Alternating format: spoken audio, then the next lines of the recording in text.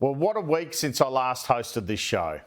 Anthony Albanese has met Donald Trump finally in the White House, and it appears to have been a successful meeting. Promised by the Australian government was a critical minerals deal with $1 billion committed in investment from both countries. The future of AUKUS was assured by the President.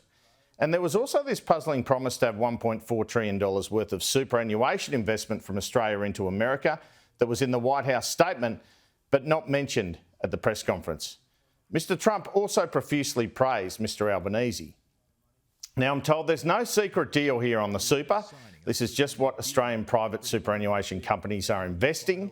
And Scott Bessent, the US Treasury Secretary, spoke about it with our PM at an investor forum in Macquarie when Anthony Albanese was in New York last month. But there's little doubt the meeting between Mr Trump and Mr Albanese will always be remembered for this moment. Been concerned in Australia that it's taken 9 months to get this meeting. Have you had any concerns with this administration, with its stance on Palestine, climate change, or even things the ambassador said about you in the past, the Australian ambassador? I don't know anything about him. I mean, if he said bad, then maybe he'll like to apologize. I really don't know. Did an ambassador say something bad about him? Don't tell me. I don't know. Where is he? Is he still working for you? Yeah. You said bad? Before I took this position, Mr. President. I don't like you either. I don't, and I probably never will. And President Trump last night in Washington indicated that he might have said all is forgiven, as has been reported, but he hasn't forgotten. And we'll play that in a second. But some background on this. In fact, let's play it now. We don't have it. We'll play it in a moment. Now, some background on this. No matter what the spin out of the government, there's no doubt this meeting has been a long time coming and taken longer than the Prime Minister would have hoped. And I wanted to find out in my question why, and if there was tension between the administrations or if there had been. And so I set out a number of reasons in the question why there might be that tension.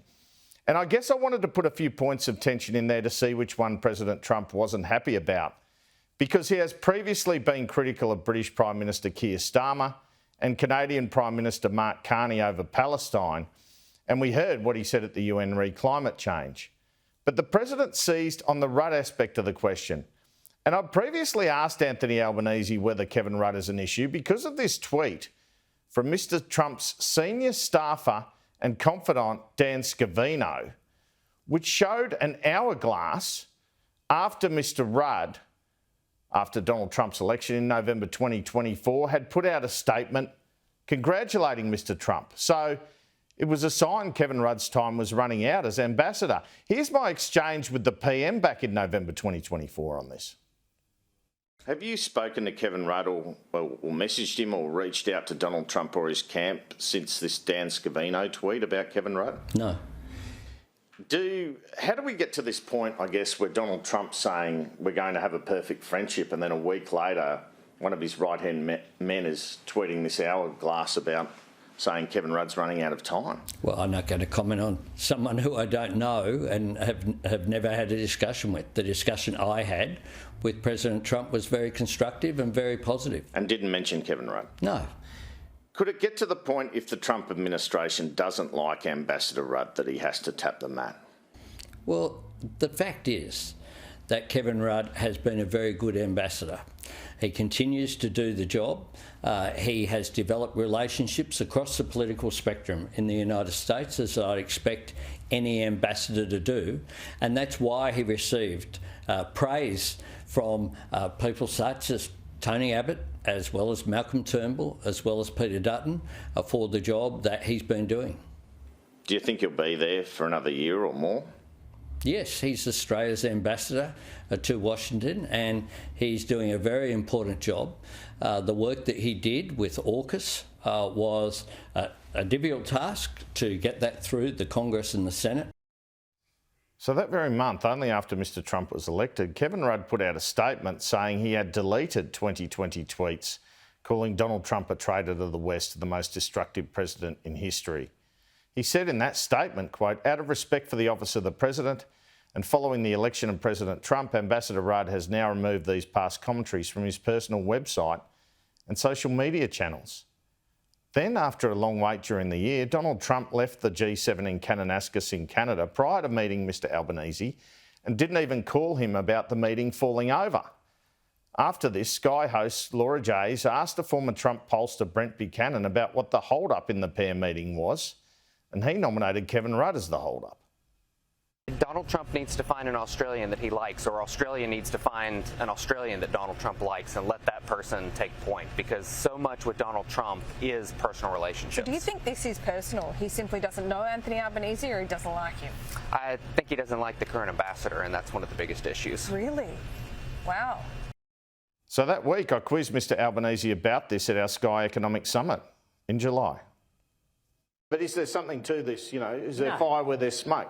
No. So the administration's told you they've got no problem with Kevin Rudd, despite what he said? Yeah, it's been very positive, and he's had meetings, and when I went to the US, the connections that Kevin Rudd has, as much as people might be have had a view about Kevin over a period of time, no one could doubt his capacity, his hard work, his ability to work strongly. The discussions that I've had have been very positive, nothing but positive, in comments that have been made to me. So he's not a bar to any phone call, any meeting, anything? No. Okay. No. So then we had the exchange in the cabinet room where he says, I probably never will like you. And last night, Donald Trump said he wouldn't forget what Mr Rudd said about him, and indicated when it came to the appointment of the US ambassador in Australia, he would consult Australia's Prime Minister about it. Talking to your leader who's just here, and he's a great guy, and I'm going to make sure we have somebody that he likes. Have you got anyone in mind? I had one or two people. I didn't know if they would like them. I do. I have somebody in mind. We could have things up with our ambassador, the Australian ambassador. No, I don't really know anything about it. You told him all was forgiven in the meeting? I don't. I think he said a long time ago something bad. Yeah. When they say bad about me, I don't forget. So it seems Albanese is a great guy to Trump, but Rudd is not. Now, from my perspective in the White House, I asked a question many Australians were asking, commentators were asking, the opposition was asking, what's the delay in the White House committing to this meeting? Now, the PM didn't like the question, as I understand it, fair enough. I think you can see that from his reaction here as the rubber hits the road on this question. But there is division amongst commentators over whether Mr Trump knew about the background behind Mr Rudd, or indeed knew Mr Rudd when he made his statements in the cabinet room last week. I believe he did. During the week following my question to Mr Trump, Mr Albanese's biographer Karen Middleton has written in the Monthly that Mr Rudd had two testy conversations with the US administration in the past few months. One was with Eldridge Colby, after which he announced a Pentagon review in AUKUS. You heard the US Navy Secretary suggest in that meeting with President Trump, by the way, that there could be improvements in AUKUS. No one seems clear on what they might be. The other exchange that Middleton reported occurred was between Mr Trump's trusted advisor Stephen Miller with Mr Rudd, where, according to Middleton, quote, the influential hardline Trump loyalist is believed to have eviscerated Australia's envoy and suggested there was little interest at the White House in engaging with him. Now, I've spoken to a source who has confirmed talk in Washington of this meeting and the tenor that's been reported. But senior Australian government sources deny to me it occurred, and Kevin Rudd himself also described it to me through a spokeswoman as, quote, completely false, unquote, yesterday. It's also been pointed out to me by government sources that Mr Rudd had Mr Rubio, the Secretary of State, and US Treasury Secretary Scott Bessent in his lounge room with Mr Albanese for a couple of hours the evening after the Trump meeting. And no one questions how incredibly hard Mr Rudd has worked on getting this meeting eventually and having the critical minerals package ready for it. I think it's worth noting that prior to the White House trip, when Deputy Prime Minister Richard Marles travelled to Washington DC for an impromptu visit with JD Vance, the Deputy Prime Minister met Stephen Miller.